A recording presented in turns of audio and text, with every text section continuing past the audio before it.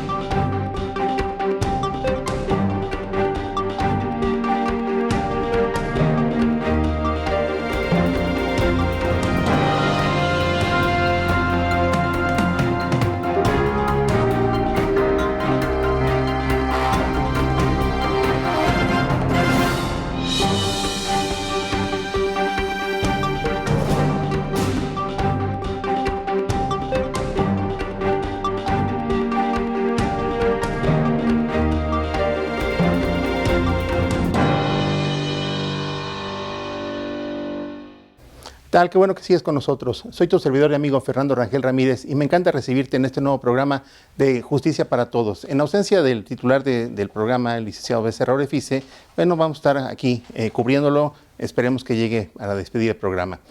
Es para mí un placer presentarte el día de hoy a un experto en la materia del tema que vamos a platicar, el magistrado Arturo Morales Serrano. Magistrado, ¿qué tal? Muy buenas tardes. Qué gusto saludarlo. Buenas tardes, magistrado. Muchas gracias por la invitación. Pues este tema tan interesante para que la gente que no necesariamente conoce del derecho sepa cómo están conformados de alguna manera los tribunales que conocen de los asuntos que se van presentando ante los órganos jurisdiccionales. ¿Puede platicarnos, por favor, para Justicia para Todos, en muy sencillo, en palabras muy sencillas, qué son los tribunales colegiados de apelación, cómo es que se originan? Porque además fue un cambio que recientemente, bueno, no tiene mucho que se instalaron, pero eso no significa que este tipo de tribunales o las labores que ejercen no existieran con anterioridad. ¿Nos puede platicar un poquito, por favor? Claro que sí, magistrado. De nuevo le agradezco la invitación. Es un tema, me parece interesante. En principio, refiriéndome a su pregunta, magistrado, creo que hay que puntualizar que en todo proceso judicial que se lleva en principio, en primera instancia, ante un juez, en el caso de la materia federal, ante un juez de distrito, las partes que intervienen en ese juicio, en ese procedimiento, tienen la oportunidad de impugnar las resoluciones que va dictando el juez a lo largo del procedimiento. Hay diferentes tipos de recursos establecidos en la ley, en las diferentes leyes que rigen diversos procedimientos, tanto en materia penal, en materia civil o mercantil.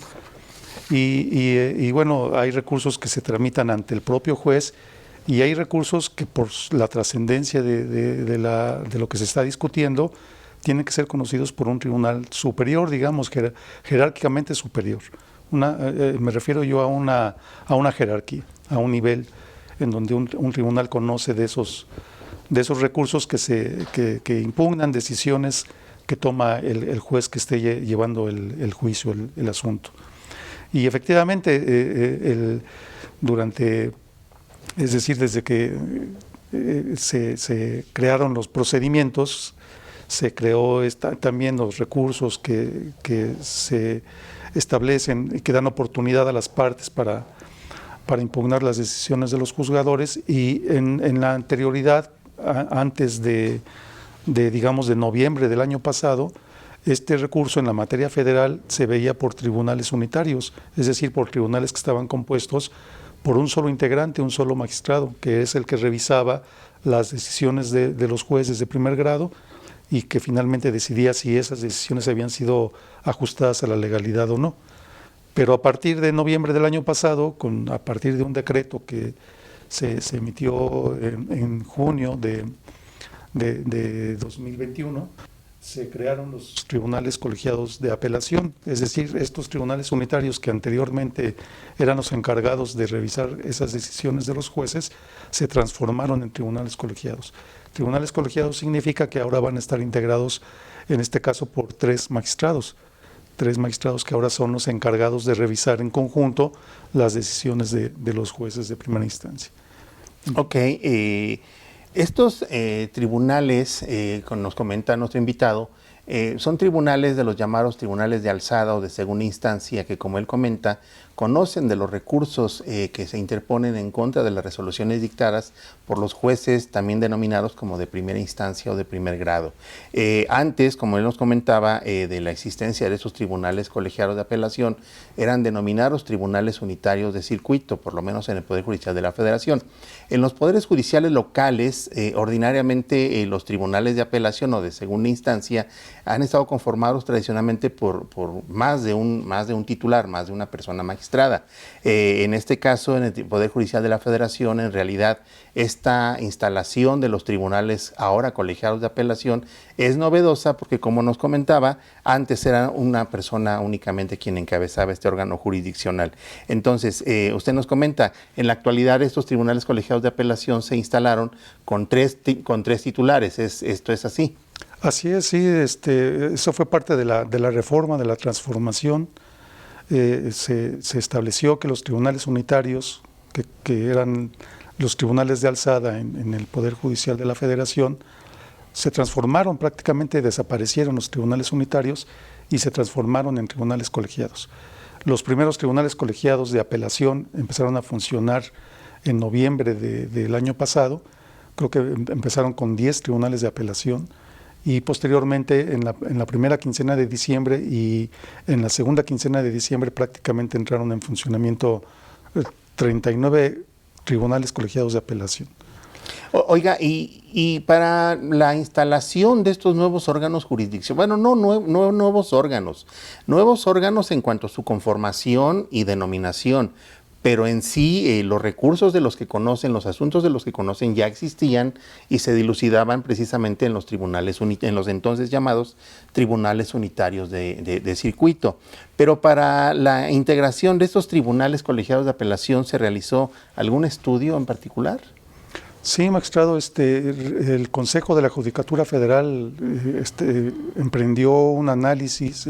La reforma, previamente a comentar estos estudios que realizó el Consejo de la Judicatura, me parece importante mencionar que la reforma obedece a un reclamo de la sociedad. A veces la sociedad me parece que tenía la opinión o la impresión que cuando un tribunal unitario conformado por una sola persona era el encargado de resolver, muchas veces esas resoluciones quizá no tenían un soporte o que a lo mejor la gente tenía un tanto de desconfianza en que una sola persona revisara las resoluciones de los jueces. Entonces, la sociedad empezó a reclamar que esa revisión de las resoluciones de los jueces de primera instancia se realizara por un tribunal colegiado, es decir, que varias personas juzgadoras, magistradas en este caso, revisaran esa decisión. Entonces, a partir de ese reclamo de la sociedad, el Consejo de la Judicatura Federal empezó a realizar un estudio para ver cómo podría dar respuesta a ese reclamo. Y empezó, es decir, emprendió el estudio de cómo podría transformarse los tribunales unitarios de circuito en tribunales colegiados de apelación, con los recursos con los que se contaba, con la limitación de los límites presupuestales y aprovechando el personal que ya laboraba en los tribunales unitarios de circuito. Y bueno, empezaron ahí a ver de qué manera todo eso que ya estaba, las instalaciones, todo esto se podía aprovechar para aterrizar esa reforma y dar respuesta al reclamo de la sociedad. Entonces, sí, esto que comenta es bien importante porque, como comentábamos hace un momento, en algunos poderes judiciales locales, los tribunales de apelación ordinariamente se integran por 3 personas magistradas. Incluso la jurisprudencia de la Suprema Corte de Justicia, por lo que hace al Poder Judicial de la Ciudad de México, ha señalado la legislación orgánica del Tribunal Superior de Justicia de la Ciudad de México, establece que pese a que los tribunales de apelación se conforman por 3 magistrados, 3 personas magistradas, hay determinados asuntos que se pueden resolver por uno solo de ellos. Y solamente dependiendo de la importancia de la resolución que se va a dictar, es que eventualmente va a resolver el Tribunal Pleno en conjunto este tipo de recursos, lo cual indica que, bueno, pese a su conformación colegiada por 3 personas, estos tribunales de apelación, en algunas ocasiones se permitirá que se dicten resoluciones en forma unitaria. Sin embargo, la Corte ha puesto énfasis en que cuando estas resoluciones son de tal importancia como las que ponen fin al juicio o a la instancia, tiene que ser el Tribunal Pleno quien resuelva. Pero sobre este punto vamos a abundar en el siguiente bloque. Quédate con nosotros, por favor.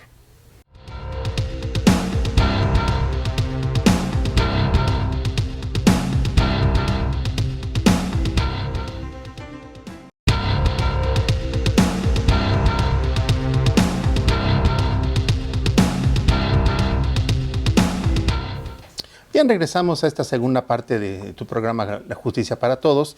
Estábamos comentando este funcionamiento de los tribunales de apelación. En el caso concreto, hacíamos la comparación con los tribunales de apelación de la Ciudad de México. Pero ahora, magistrado, coméntenos con relación a esto que hemos comentado. Estos tribunales colegiados de apelación, ¿es posible que algunas determinaciones las dicten en forma unitaria o en forma colegiada?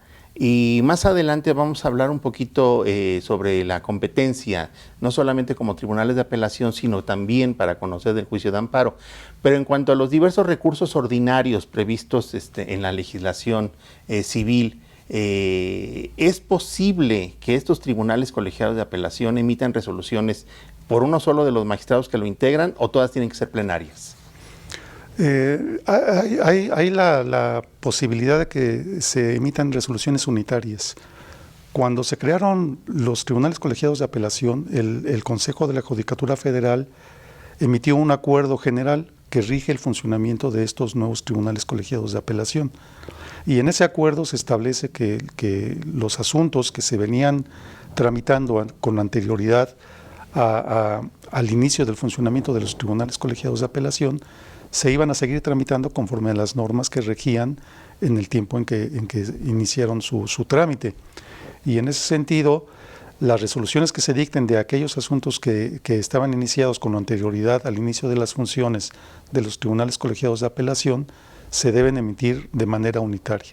Es decir, su trámite inició unitario y se tiene que concluir de manera unitaria, aun cuando el magistrado, el titular que resuelva, esté integrando un tribunal colegiado de apelación.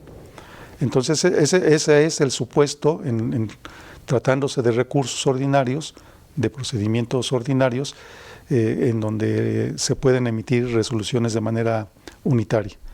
En el resto de los asuntos, en donde los que se iniciaron con posterioridad al inicio del funcionamiento de los tribunales colegiados de apelación, deben resolverse de manera colegiada todos. En realidad, no hay en el Poder Judicial de la Federación, por el momento no hay esa diferencia que existe, por ejemplo, en el Tribunal de la Ciudad de México, en el Poder Judicial de la Ciudad de México, y me parece que inclusive en otros tribunales estatales, como creo que también en el Estado de México hay tribunales unitarios, tribunales de apelación unitarios y tribunales colegiados o salas colegiadas. En este caso, en el Poder Judicial de la Federación, a partir de la creación del funcionamiento de los tribunales colegiados de apelación, todos los asuntos deben resolverse de manera colegiada.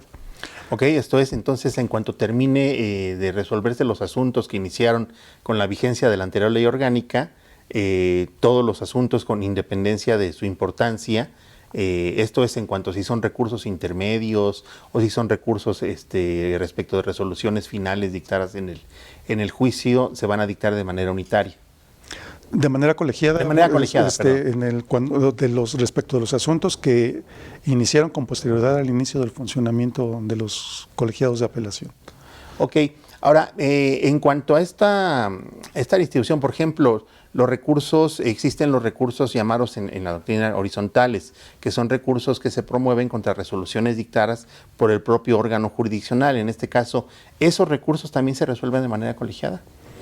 Sí, magistrado. Bueno, yo creo que a lo mejor ahí entran un poco en juego los criterios de cada integrante de los tribunales, pero yo considero que deben resolverse de manera colegiada. Es decir, hay recursos que se presentan que son horizontales, por ejemplo, en materia mercantil, hablando del recurso de reposición, es decir, el tribunal colegiado, incluso a veces la presidencia de ese tribunal colegiado emite una resolución que la parte no está conforme y lo impugna a través de ese recurso de reposición y desde mi punto de vista debe resolverse de manera colegiada. Es en realidad, digamos que la revisión de una decisión que toma en este caso el presidente del tribunal, porque sucede un poco como con los tribunales colegiados de circuito. Hay una presidencia que se encarga del trámite de los asuntos y finalmente cuando ya los asuntos se ponen en estado de resolución, en estado de dictar sentencia, se turna al ponente para que elabore un proyecto y ya en una sesión se discuten y se resuelven de manera colegiada. Previamente a ese estado procesal, pues el recurso lleva un trámite que debe ser, se lleva por parte de la presidencia. La presidencia emite una serie de resoluciones dentro de ese trámite y muchas resoluciones de esas pueden ser impugnadas si es que alguna de las partes no está conforme. Se impugnan por ese recurso de reposición, por ejemplo, en materia mercantil o en materia civil por la revocación y desde mi punto de vista debe resolverse de manera colegiada. Sobre todo porque la ley orgánica, al parecer, así como está instrumentada, no establece una forma específica de cómo se tendría que resolver, ¿no? Sino entonces tendría que atenderse a las reglas genéricas de resolución de los tribunales colegiados de apelación, que sus resoluciones finalmente en instancia común, en segunda instancia, tendrían que ser de manera colegiada. Sí, magistrado, yo considero que efectivamente este acuerdo que les comentaba, que es el 24/2022, Acuerdo General 24/2022 del Pleno del Consejo de la Judicatura Federal, establece ahí el procedimiento, las reglas de funcionamiento y se establece que los asuntos deben resolverse colegiadamente en una sesión que puede ser ordinaria o extraordinaria. La sesión ordinaria es cuando el asunto se pone en estado de resolución y se señala una fecha para llevar a cabo la sesión en donde se discutirá ese asunto y se lleva el proyecto ante el Pleno y se discute y se resuelve. Hay sesiones extraordinarias que este acuerdo señala que se deben celebrar sobre todo cuando los términos para resolver los recursos no alcanzan para esperar una sesión ordinaria. No sé si logro explicarme. Para fijar una sesión ordinaria debe haber primero enlistar los asuntos con 5 días de anticipación, con 3 días de anticipación, sin contar la fecha de publicación de la lista y sin contar la fecha en que se celebra la sesión. Entonces hay recursos que, por ejemplo, inclusive hablando de nuevo del recurso de reposición, es un recurso que debe resolverse según la ley en el término de 3 días. Entonces no alcanzaría a resolverse este recurso en una sesión ordinaria porque rebasaría los 3 días que señala la ley para resolver. Entonces, este tipo de recursos, cuando los términos no alcanzan, se pueden resolver en una sesión extraordinaria, que se puede fijar, yo creo que incluso de un día para otro, y resolver de manera extraordinaria un asunto como estos, por ejemplo, un recurso de reposición. Entonces, efectivamente, este acuerdo de funcionamiento del 24/2022 se establecen estas reglas de cómo deben resolverse de manera colegiada los asuntos, tanto en sesiones ordinarias como en sesiones extraordinarias. Y establece también otro supuesto de cómo pueden resolverse los asuntos, porque en los tribunales colegiados de apelación pueden verse diversos asuntos en diversas materias, en diversos procedimientos. Hay algunos procedimientos que simplemente se califica el recurso, se admite el recurso y se cita para sentencia sin necesidad de que se celebre alguna audiencia. Hay otros procedimientos en donde en la segunda instancia se establece la posibilidad de celebrar una audiencia. En estos casos, también, aparte de las sesiones ordinarias y extraordinarias, este acuerdo general establece la posibilidad de celebrar audiencias en esos asuntos donde los procedimientos señalan la celebración de audiencias, que se celebran también de manera colegiada con la intervención de todos los integrantes del tribunal, y en esas audiencias las decisiones también se toman de manera colegiada, igual por mayoría de votos o por unanimidad de votos. Y se establece que si es posible que en esas audiencias se emita la resolución correspondiente, se puede dictar la sentencia en el momento mismo de celebrar la audiencia, o al final de la audiencia, no quiero decir dentro de la misma audiencia. Sí. Y en ese caso ya no será necesario sesionar el asunto, se puede resolver en esa audiencia sin necesidad de sesionarlo posteriormente. Pero ahí administrativamente hay que justificarlo de otra forma, ¿no? Si fue en sesión, si fue fuera de sesión, finalmente es un asunto que se resuelve, pero bueno, finalmente eso ya es labor interna del tribunal, el justificar cómo se está resolviendo. Vamos a seguir en el siguiente bloque platicando con el magistrado Arturo Morales de cuál es el trámite que se sigue, la jurisdicción de amparo que tienen esos tribunales colegiados de apelación, pese a su denominación, la jurisdicción que también tienen a través del juicio de amparo. Quédate con nosotros.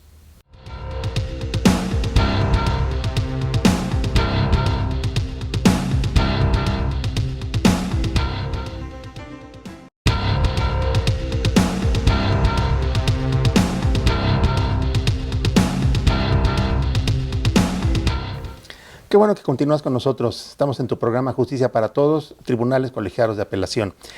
Magistrado, estábamos platicando en el bloque anterior de esta posibilidad de que según el ordenamiento que regule el procedimiento que se está resolviendo, el recurso que se está resolviendo, si existe o no audiencias. Lo general es que ordinariamente no hay audiencias. Realmente me parece que la audiencia es algo excepcional. Entonces, en la experiencia que usted ya tiene al frente de uno de estos tribunales colegiados de apelación, en materia civil, por cierto, ¿es común que se lleven a cabo estas audiencias? Me queda claro que cuando la ley lo establece, se tiene que celebrar la audiencia, pero ¿es común que en la audiencia se dicte la sentencia o se deja para un momento posterior? Bien, lo común es que se deje para un momento posterior. A veces la complejidad de los asuntos no permite que en el momento mismo de celebrar la audiencia se dicten las resoluciones. Entonces, lo normal, lo común es que se dejen para sesión.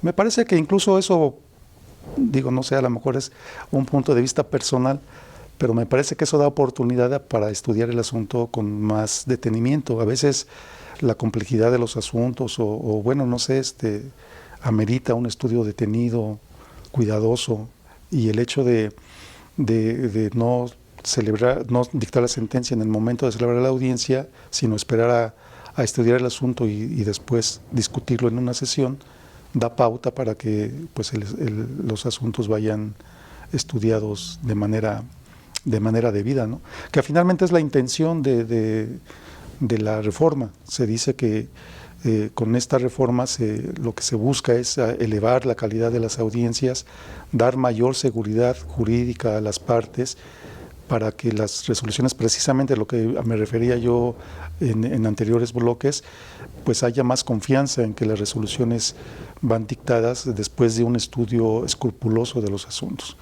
Entonces, no es lo común que se dicte la resolución dentro de la audiencia, pero bueno, eventualmente puede hacerse. Claro, y es que finalmente aplicamos aquella máxima, ¿no?, de que tres cabezas piensan mejor que una. No significa que cuando las resoluciones se dictan de manera unitaria no se analice, no se estudie cabalmente el asunto, pero me parece adecuada lo que comentaba nuestro invitado, en el sentido de que, bueno, la reforma lo que busca precisamente es que el asunto sea sometido a la consideración de un cuerpo colegiado, a efecto de que, bueno, esas tres personas que van a resolver el asunto puedan, desde su punto de vista, reflexionar de cuál es la mejor solución, y eventualmente, si en la sesión donde se discute el asunto llega a haber posturas divergentes, distintas, bueno, se discuta precisamente cuál será la mejor manera de resolver el asunto concreto. ¿Es así, magistrado? Así es, magistrado. Pues bueno, la sesión da precisamente esa oportunidad porque, bueno, les comentaba yo que dentro de este trámite, una vez que el asunto está integrado para dictar resolución, se turna al ponente para que elabore un proyecto, y lo presenta ante el Pleno en la sesión. Y ese proyecto pues se discute entre todos los integrantes del tribunal y bueno, ahí se hace un debate, ¿no? Un debate jurídico respetuoso de la postura de cada uno de los integrantes y que finalmente pues puede dar mucha luz a quien haya elaborado el proyecto, ¿no? Efectivamente, yo siempre he tenido esa idea de que el hecho de que sea un tribunal unitario o un juzgado que es unipersonal también, eso no significa que los asuntos no se estudien. Por el contrario, yo creo que incluso se siente un poco más la responsabilidad de que uno está ahí solo y finalmente le toca a uno resolver. Pero pues eventualmente, como usted lo comenta, pues tres cabezas piensan más que uno y cada integrante del tribunal puede aportar pues una idea para ver cómo se debe resolver un asunto determinado, sobre todo aquellos asuntos que están muy peleados, ¿no? Claro. Sí. Claro. Ahora, lo cierto también es de que el hecho de que se discuta el asunto o se someta el asunto a la resolución de un tribunal colegiado no significa que necesariamente deba haber una discusión por parte de los integrantes de ese tribunal pleno. Las discusiones solamente son, esto es el debate, el intercambio de ideas, se presenta solo en aquellos asuntos que tienen alguna opinión distinta a alguno de los integrantes, ¿es así? Así es, magistrado, sí, todo depende del planteamiento, del problema que se vaya a resolver y de la complejidad de los asuntos, ¿no? Hay asuntos que inclusive ya también pues tribunales federales, tribunales colegiados de circuito o incluso la propia Suprema Corte de Justicia ya se ha pronunciado respecto de diversos temas. Sobre esos temas, pues, aunque simplemente yo creo que ahí lo que se tiene que revisar es que el asunto se adecue a la hipótesis que, digamos, que ya ha resuelto la Suprema Corte o los tribunales colegiados de circuito, si hay una jurisprudencia. Si es así, pues bueno, ya la revisión se reduce a eso, a que si ya se surten las hipótesis de esa jurisprudencia o de esos criterios que hayan emitido tribunales constitucionales, de control constitucional, y bueno, ya el debate pues ya no es tan... pues ya no hay un debate así tan ríspido, digamos. O sea, se somete a discusión el asunto y si las personas que integran el pleno están de acuerdo, el asunto se vota en ese sentido y ya no hubo discusión. Así es, sí, si todos están de acuerdo, pues bueno, el proyecto circula previamente a la sesión, se revisa y si no hay ningún comentario, pues se vota y se emite esa expresión de estar de acuerdo con el proyecto que haya presentado el ponente. Y en esa sesión, ¿en qué momento para nuestra audiencia? Porque a lo mejor para usted y para mí son temas de todos los días, pero para nuestra audiencia, ¿qué pasa cuando alguien no está de acuerdo con el proyecto que presenta el ponente? Porque es una persona quien elabora el proyecto, lo somete a la consideración de los otros dos integrantes del Pleno. ¿Y qué pasa cuando uno o más personas no están, más integrantes del tribunal no están de acuerdo con el proyecto? Bueno, en ese caso también, incluso en el propio acuerdo que me he referido ya tantas veces, 24/2022, también se establece qué sucede en esos casos. Y se establecen dos supuestos. Uno de ellos, cuando no se ponen de acuerdo los integrantes del Tribunal Colegiado de Apelación, pues se le dice al ponente, se le hacen ver las cuestiones en las que no se está de acuerdo, y el ponente puede adoptar una postura de decir, bueno, voy a aplazar el asunto para revisarlo, para analizar esas ideas que me están comentando y voy a reestructurar el proyecto, o bien a lo mejor decido insistir en mi postura y presentar de nueva cuenta el proyecto tal y como se los presenté la primera vez. Se aplaza el asunto, se deja en lista y posteriormente, una vez que el magistrado ponente revisa el asunto, lo vuelve a listar y se vuelve a discutir y ya ahí se debe tomar una decisión. La otra posibilidad es que el asunto se retire, es decir, que por mayoría se decida que el asunto no puede aprobarse el proyecto en el sentido en que se presenta, y bueno, pues entonces se retira y se retorna a otro ponente para que elabore un proyecto de acuerdo con el criterio de la mayoría. Entonces se pueden dar esas posibilidades cuando no hay un acuerdo, digamos, entre los magistrados integrantes.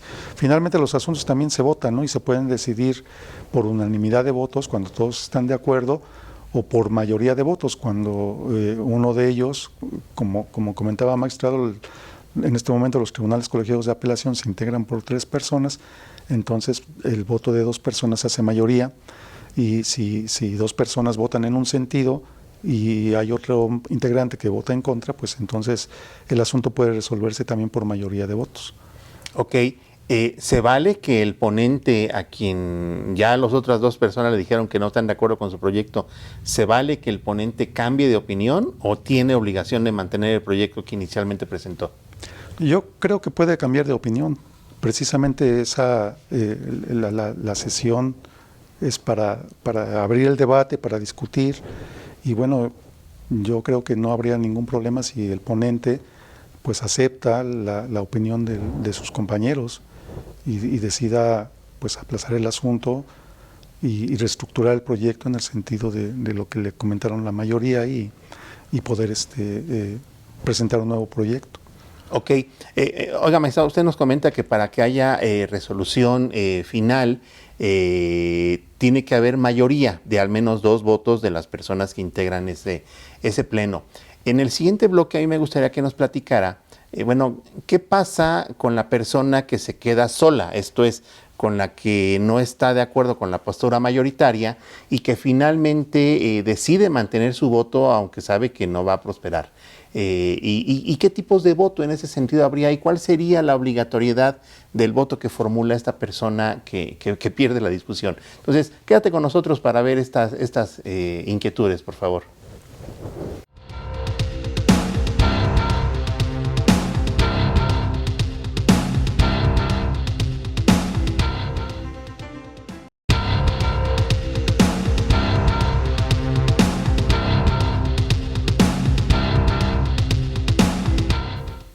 Estamos nuevamente contigo aquí en tu programa Justicia para Todos, Tribunales Colegiados de Apelación.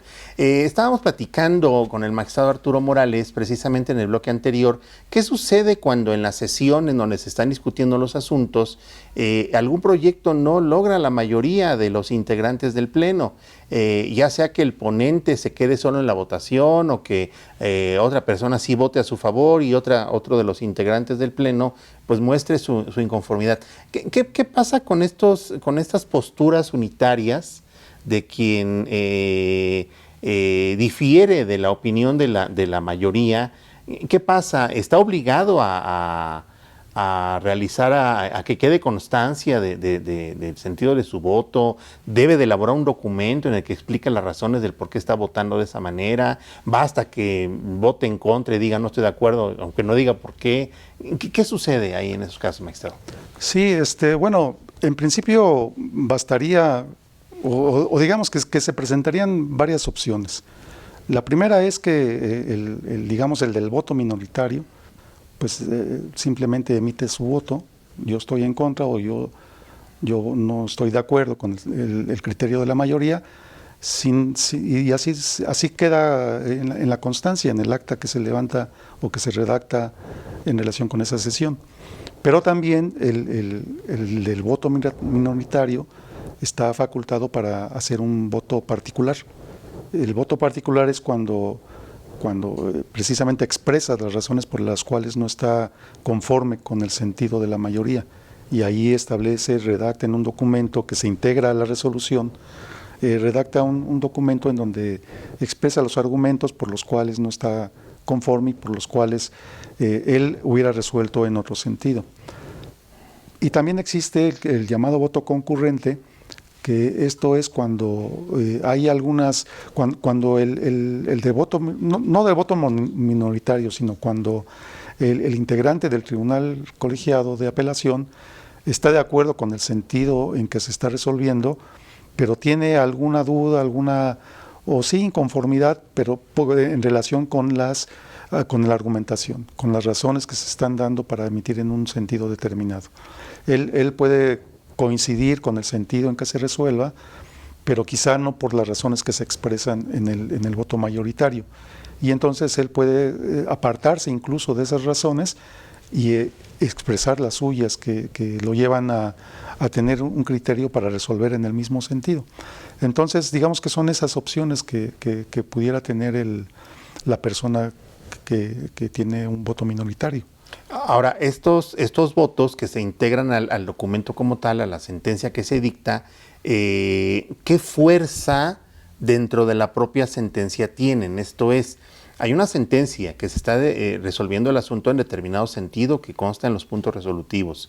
Y más adelante hay un diverso documento en donde una de las personas que integran ese pleno señala las razones por las cuales no comparte la decisión tomada, o bien, aunque la comparte, no comparte específicamente algunas de las consideraciones que la sustentan. Ese voto en particular o concurrente, ¿qué fuerza tiene hacia las partes o hacia el propio tribunal para efectos de la resolución? Pues en realidad yo creo que ninguna fuerza vinculante. Es lo que a las partes, lo que rige su situación jurídica es la decisión que haya tomado el tribunal de apelación por unanimidad de votos o por mayoría de votos. Si el integrante de voto minoritario emite un voto concurrente o un voto particular, eso no tiene ninguna fuerza vinculante para las partes. Es simplemente la expresión del integrante del tribunal que él puede expresar las razones por las cuales no está de acuerdo, y simplemente pues para que quede constancia de esas razones, pero no tiene ninguna fuerza ni para las partes y tampoco para el tribunal, porque finalmente los criterios que se van formando en el tribunal pues se forman a partir de lo que se resuelva, ya sea por unanimidad de votos o por mayoría de votos, pero no así los votos particulares o votos concurrentes que puede presentar uno de los integrantes. Claro. En materia de amparo, para que nuestra audiencia tenga un punto de comparación, en materia de amparo, hasta en la ley abrogada de 1936, que se abrogó en 2011, no existía la obligación de los ministros de la Suprema Corte de Justicia de la Nación ni de los tribunales colegiados de circuito de que cuando había una discrepancia en los votos se emitiera un voto particular que expusiera las razones concretas del por qué determinada persona estaba votando en un sentido distinto a la mayoría. Esta práctica se abolió con esta reforma constitucional de 2011 y posteriormente con la expedición de la ley de amparo en abril de 2013, pero para efectos solamente del juicio de amparo, en donde ahora se obliga a las personas juzgadoras, integrantes de órganos colegiados, de que si no están de acuerdo con determinada sentencia o con alguna de sus consideraciones, de que plasme por escrito las razones en las que sustenta su voto. Esto lo podemos ver como un ejercicio de transparencia, magistrado, que por analogía pudiera transportarse a las decisiones del Tribunal Colegiado de Apelación, que evidentemente, salvo el juicio de amparo, sus decisiones no se rigen por virtud de esta normativa de amparo. Sí, se puede aplicar también, magistrado, por ese ejercicio de transparencia. El acuerdo 24/2022, al menos en la interpretación que yo le doy, a mí me parece que no obliga, pero bueno, quizá en aplicación de otra normativa, porque el acuerdo 24 también se remite a otros acuerdos que rigen particularmente a los tribunales colegiados de circuito y que también pueden aplicarse algunas normas, ¿no? Entonces, es factible también hacer esa interpretación de que existe esa obligación de la persona de voto minoritario de expresar las razones por las cuales no está de acuerdo con el sentido de la mayoría. Claro. Y eso es saludable, ¿no? Porque bueno, así queda constancia precisamente del por qué no está de acuerdo. Y las partes, como decía, ¿no? Esto da mayor certeza jurídica a las partes, mayor seguridad, y desde luego que las sentencias se enriquecen también. Sí, claro, que no dé lugar a pensarse que eventualmente algún integrante de este tribunal colegiado de apelación, bueno, pues simplemente no quiso pues expresar las razones por las cuales disiente, ¿no? O probablemente sea un asunto complejo o algún asunto de estos muy delicados por el asunto de que se trate alguna obra pública, alguna cuestión de orden público, no sé, en donde quizá la persona no se quiera comprometer y sea muy sencillo simplemente decir, no, yo no estoy de acuerdo. Y de esta forma no se compromete, él no tiene responsabilidad de alguna manera con lo que se está resolviendo en el Pleno. Entonces, este ejercicio de expresar un voto particular o este voto concurrente, pues a mí me parece que sí es algo moralmente correcto de la persona juzgadora, porque es la forma en la que él está públicamente expresando las razones del por qué se aparta de la decisión mayoritaria en todo o en parte, que evidencian, uno, que sí analizó el asunto, y dos, bueno, queda constancia jurídica razonada del por qué él está emitiendo un voto en determinado sentido. Pero bueno, estamos ahorita platicando lo que sucede en la sesión, pero ¿qué pasa previo a la sesión? Hay un trámite que usted nos comentaba, estos tribunales colegiados, precisamente por constar de más de un integrante, de las personas juzgadoras que lo integran, ¿qué pasa con el trámite? Se promueve el recurso del que debe de conocer este tribunal y llega al tribunal, ¿y qué pasa? ¿Cómo hacemos para llegar a ese momento cumbre de la sesión? Bien, pues bueno, se sigue el procedimiento señalado en la ley. Se presenta el recurso ante el juez que conozca del juicio, en primera instancia. El juez integra su trámite del recurso y lo envía al Tribunal Colegiado de Apelación. El Tribunal Colegiado de Apelación lo recibe y por acuerdo de presidencia califica el recurso. ¿Qué quiere decir califica el recurso? En este caso, el presidente del Tribunal Colegiado de Apelación revisará precisamente que el recurso esté bien integrado, que el juez haya integrado correctamente el recurso, que hayan sido notificadas todas las partes, que haya sido presentado en tiempo, que la resolución sea recurrible. Y si es así, pues le da trámite, lo admite a trámite. Y si el asunto ya está integrado y la ley así lo permite, se citará para sentencia. En ese primer acuerdo, ya desde ese momento, se puede hacer un turno, digamos, provisional hacia el ponente para que el ponente vaya estudiando el asunto, vaya conociendo de qué se trata y también todo el tribunal, de hecho, puede tener acceso al expediente desde ese primer momento. Y se hace el turno provisional, se continúa con el recurso, si es ahí en ese momento donde se debe citar a sentencia, se cita a sentencia y se confirma el turno, es decir, se envía ya de manera física el expediente al magistrado ponente para que haga el proyecto de resolución. Si el asunto requiere otro trámite, el desahogo de una audiencia, pues entonces se señalará la fecha de la audiencia y el turno se va a confirmar dentro de esa audiencia, al momento de celebrarse la audiencia, que es en el momento en que ya está integrado el recurso. Y ahí se confirma el turno y entonces sí ya se envía físicamente al magistrado ponente para la elaboración del proyecto. Hay diversos trámites o diversos procedimientos, diversos recursos que sí ameritan el desahogo de una audiencia. Entonces, eventualmente, pues sí, se sigue todo ese trámite y bueno, pues es lo que ocurre en el ínter de la erradicación del asunto, es decir, de la recepción del asunto hasta el momento en que ya está para la sesión, para su discusión, y resolverse. Sí. Bien, pues vamos a hacer una breve pausa, vamos al siguiente bloque en donde ahora sí vamos a abordar esta jurisdicción de amparo que conservan estos tribunales colegiados de apelación. Sigue con nosotros, por favor.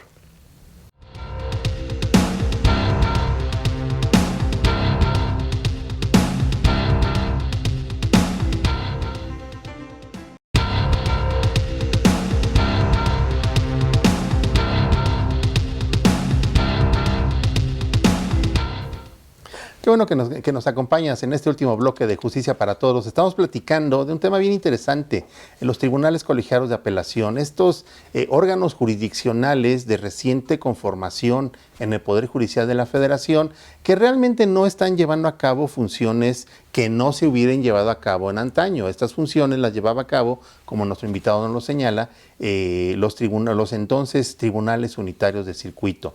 Ahora estos tribunales colegiados de apelación conservan toda esa jurisdicción que tenían los tribunales unitarios de circuito, pero en una conformación distinta, porque antes era un solo magistrado quien integraba ese tribunal. Ahora son tres personas las que integran este tribunal, y son esas tres personas las que se encargan de resolver los asuntos que se radican en este tribunal.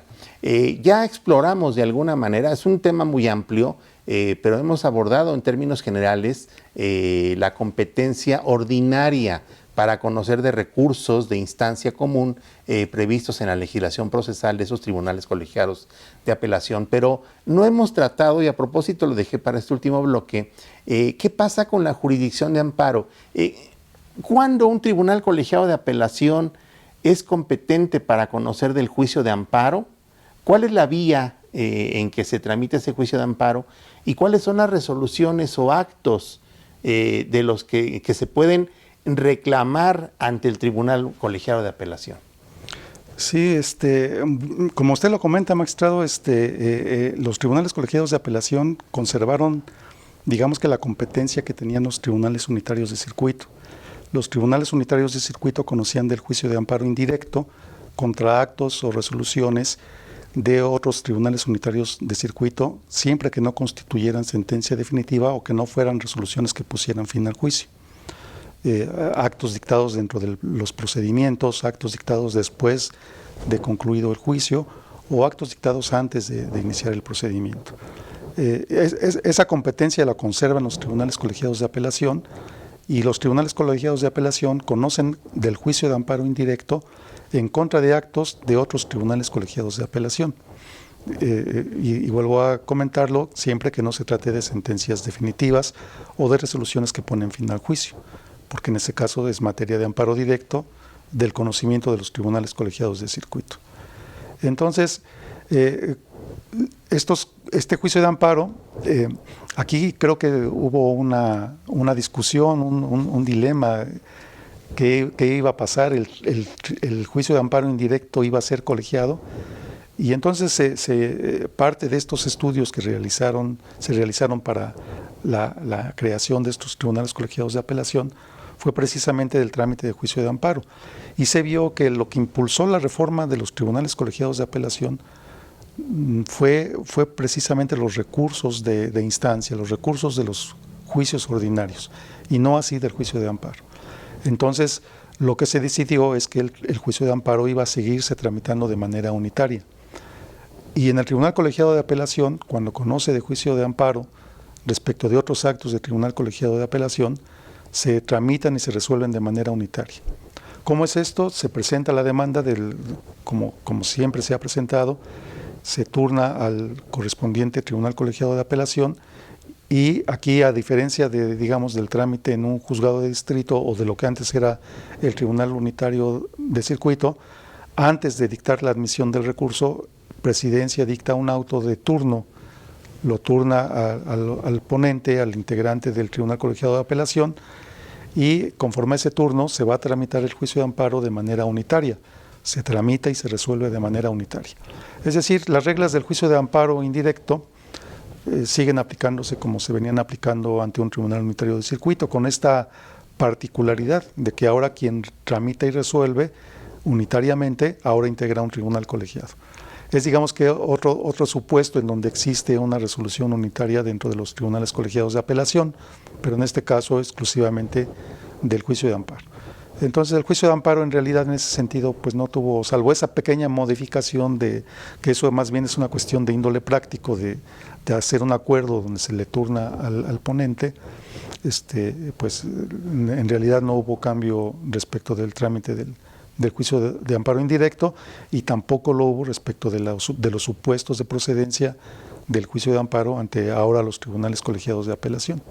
O sea que estamos técnicamente en presencia de, cuando se trata de amparo indirecto contra actos de otro tribunal colegiado de apelación, aunque la resolución reclamada se haya dictado en forma colegiada por el tribunal responsable, quien va a conocer del juicio de amparo es un solo magistrado integrante del otro tribunal colegiado de apelación. ¿Es correcto esa afirmación? Así es, magistrado, sí, así es. Ok. Y además, esto convierte a un tribunal colegiado de apelación, cuando está fungiendo como tribunal de amparo, es como si dividiéramos en tres el tribunal colegiado de apelación para efecto de que conozca precisamente de esa demanda de amparo, y entonces esto significa que este magistrado, esta magistrada a quien se le turna ese amparo, es el único responsable de resolver, de tramitar y resolver ese juicio de amparo indirecto. Así es, magistrado, sí. El asunto entra por la oficialidad de partes y quien recibe el asunto es el encargado de la presidencia del tribunal. Igualmente, el acuerdo 24/2022 establece qué debe hacerse en ese supuesto y lo dice en palabras llanas, que se turnará al magistrado que deberá conocer, tramitar y resolver el juicio de amparo. Y a partir de ese momento el trámite que sigue el juicio de amparo es unitario. Allá se celebrará la audiencia constitucional, se desahogarán pruebas y se dictará la sentencia de manera unitaria. Esto complica definitivamente la labor jurisdiccional, porque, bueno, quienes estamos en un tribunal, en un órgano colegiado, sabemos que tenemos una cuenta que cumplir semanalmente, con independencia de los asuntos extraordinarios que son urgentes y que se tienen que resolver de inmediato. Pero en el caso del tribunal colegiado de apelación, pues además de tener que ir haciendo los asuntos, los proyectos de sentencia para la sesión ordinaria semanal, pues cada magistrado tendrá que ir preparando por su lado, además de esa cuenta, pues los asuntos de los amparos indirectos, ¿no? Y aparte de los asuntos de la anterior ley orgánica, que los obligaba a resolverlos de manera unitaria también, ¿no? Así es, magistrado. De hecho, en este momento está ese aspecto que sui generis, ¿no? Porque es un tribunal colegiado, pero que a la vez funciona unitariamente en varios aspectos, ¿no? En el aspecto de resolver esos asuntos que se empezaron a tramitar de manera unitaria, recursos ordinarios, y el juicio de amparo, que también se tramita unitariamente. Entonces, en realidad, ahora, en este momento, hay tres cuentas que hacer, ¿no? La cuenta colegiada y el juicio de amparo y los recursos ordinarios que se tramitaron unitariamente. Entonces, es un momento interesante que se está viviendo en este momento con estos tribunales colegiados de apelación. Claro. Híjole, la verdad es que yo he disfrutado muchísimo la plática, pero el tiempo como siempre es cruel, se nos ha terminado. Yo le agradezco, magistrado, la visita que nos hace el día de hoy a Justicia para Todos, su programa. Muchas gracias por haber estado con nosotros. Al contrario, magistrado, yo le agradezco la invitación. Y bueno, pues muchas gracias a todos ustedes, al doctor Becerra Orefice, por permitirme estar en esta ocasión al frente de este hermoso proyecto que es Justicia para Todos. Yo soy tu servidor y amigo Fernando Rangel Ramírez. Recuerda, puedes seguir Justicia para Todos a través del canal Vibra, además en las redes sociales. Por favor, síguenos. Ojalá te haya parecido interesante este programa y nos vemos la próxima semana. Muchas gracias.